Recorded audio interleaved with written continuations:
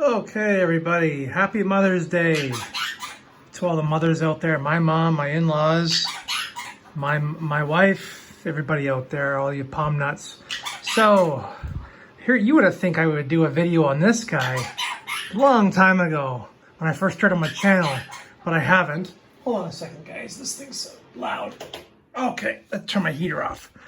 Yeah, you think I would have done a video on this palm long time ago, but the reason why I haven't is because there's lots of videos out there. It's super common, and for people like me, it's a dime a dozen, and it's always kind of slipped through the cracks. But I decided, hey, you know what? Maybe it's time. Right, Callie? Is it time to do a video on palms? That's right. So, what we got? Trachycarpus fortuneii, the Chinese windmill palm, and I do have lots of them for sale, and for every other reason, giveaways, you name it, I have them. So this is one of my more mature seedlings right here. This guy is probably, I don't know, 2.5 years old. They're kind of slow as a seedling. These guys here are about a year and a half old. Community pot. I have lots of these. These are just examples, different ages. And as you see on the floor here, this is a seed. They're like a kidney bean, see if I can focus. They're a kidney bean shaped seed. They usually have like a blueberry kind of color. And there is a newly germinated Trachycarpus fortuneii seed, which I have lots of, folks. So if you're interested in some germinated seed or seedlings, bare root seedlings, things like that, I have them, just ask. So anyway, how do they fare in a room? And I can't see the temperature in here right now, but it is 97 degrees Fahrenheit in here. So how do they fare? Well, they fare just fine. So they are a palm, of course. They're a subtropical palm. They come from higher elevations in the mountains in China, and they do need heat. So one of the reasons why I got kind of infatuated with them was 4 years ago, I went to Vancouver, British Columbia, Canada, and these things grow along the beaches there without any protection. So they love that climate. Doesn't get too hot in the summer, doesn't get too cold in the winter. It does get, it gets cold, it snows, but it doesn't get minus 15, minus 20 like it does here in Southern Ontario. So they do thrive, which kind of also makes them a little boring for me, because they're really easy. But people have been bugging me, why don't I have one in the ground?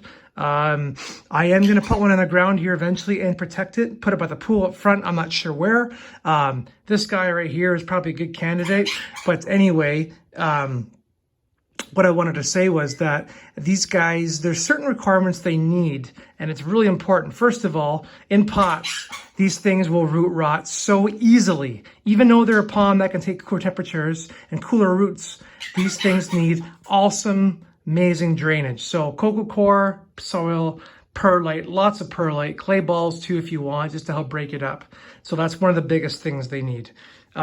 Second of all, what Trachycarpus need, which is really important, and this is the reason why they don't survive well in the deep southern Florida, southern states in the Caribbean where they don't exist at all, is they need some cool down periods. So these guys can easily take the 97 degrees weather in my palm room during the day, but at nighttime my palm room gets down to 77, and outside, these things would love the cool down temperatures of 70 degrees, 60 degrees, and then daytime highs of 90. So they'll grow really fast, daytime highs of 90, and then having a nighttime coolness of like 60 or 70. That's what they really rely on and what they need to survive. If you have them in super hot, humid temperatures all day and super hot temperatures at night, they don't seem to fare as well, which is usually why I don't see them too far south, which is why they do well, say, in Vancouver or, say, here in my house. So the one thing is, though, is my palm room is actually really hot. And it's funny, like I've said in other videos before, you cannot keep every type of palm in one room and make them all happy. Something's all got to give. So this room is a room that's aired at tropical palms, Caribbean style palms, highs of 90, lows almost 80. So very, very tropical temperatures. So these subtropical palms don't do as well in here. I mean, they do fine, but they do not grow as fast in here as they would, where they would have more of a cool down and a little bit less of a high. So just remember that when you're doing your indoor palm rooms and your greenhouses and things like that, these guys actually do like some cooler temperatures. But you still have to keep the drainage and daytime highs still pretty warm if you want them to grow well. They just enjoy a cool down. So anyway, I have a couple hundred Trachycarpus.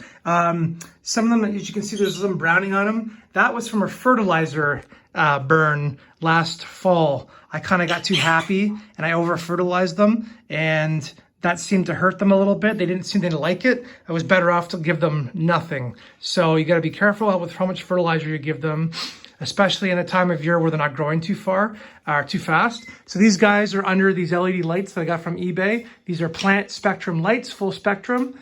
And that's what I grow them under. They do just fine. And you can put them by a window if you want as well. It's up to you, but everything in my palm room is under the bigger stuff, so they're under T5s or LEDs.